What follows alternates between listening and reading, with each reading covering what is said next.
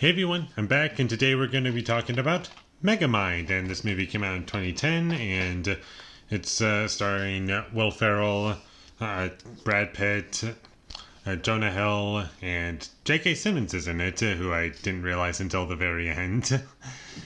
And I thought this movie was solid. I didn't think it was amazing. I was laughing quite a bit, and I enjoyed the tone of the movie.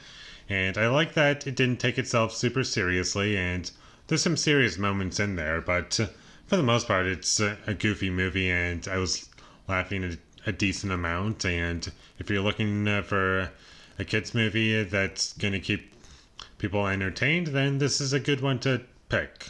I like the casting of this movie, and I thought that they did a really good job. I like Will Ferrell in this movie, and I think he's really funny, and he was great to play Megamind, and Brad Pitt as Metro Man. He was kind of funny, and what this movie basically is, it's basically Superman versus Lex Luthor, and they put their own spin on it. They don't call it like Superman and Lex Luthor. Instead of Superman, it's Metro Man, and instead of Lex Luthor, it's Megamind. And instead of Metropolis, it's Metro City, and throughout the whole movie, Megamind calls it Metrocity, which I find to be very amusing. And I thought the story was good for what they were going for, and I liked what they did with it, and it's basically just the antagonist learning to do good, and the reason why he wants to do good instead of be the villain all the time is because he just gets bored of it after a while, and he just decides, you know what, I'm done.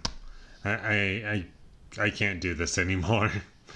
And he slowly learns to do good, and that's what makes the movie somewhat interesting to me, is because there's a reason to watch it, and it's always entertaining. And in terms of characters that I actually attached to, I didn't really find anyone to be super relatable.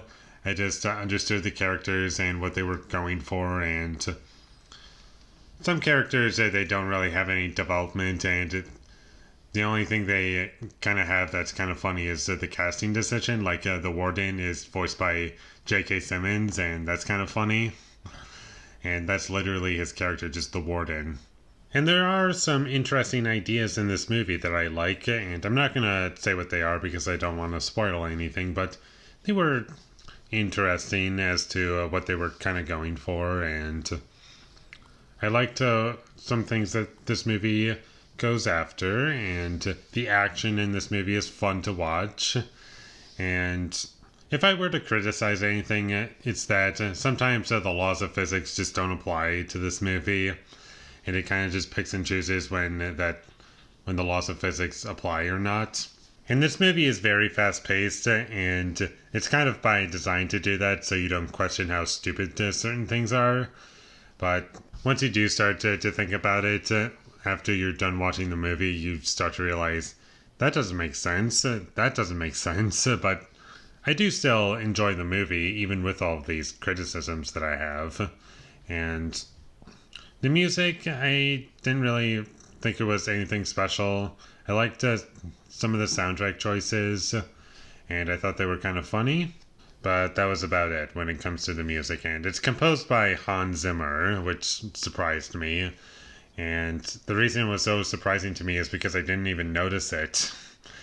And I believe for animated movies, I believe he scored The Lion King, the original and the live action remake, and he also did the Madagascar movies, which I've seen the first one, most of the second one, and I haven't seen the third one yet.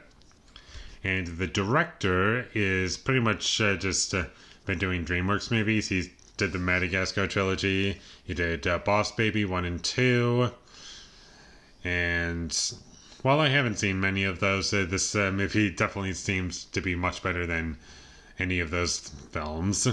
Correct me if I'm pronouncing this wrong. The director of the movie is Tom McGrath? Or Grath? I don't know.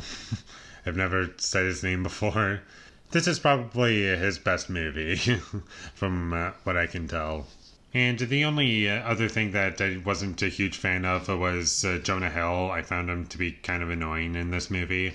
That's about it in terms of criticisms, and the movie works overall. I like the comedy, I like the characters, and there's some fun things that they do with the story, and I like the idea of the movie kind of just parodying Superman in many ways, and instead of Metropolis, it's Metro City or Metrocity. And there's some good jokes, and it was entertaining throughout. I wasn't bored ever. And I would recommend that you check this movie out. And with all that being said, I'm going to give Megamind a 6 out of 10.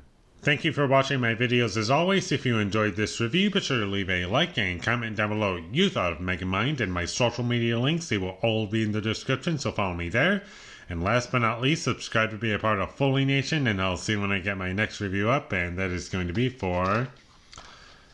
I'm just watching it because I've had this for like a couple years, I think, and might as well just start at Twilight. So look forward to that, but until I get that up, thank you for watching and have a great day.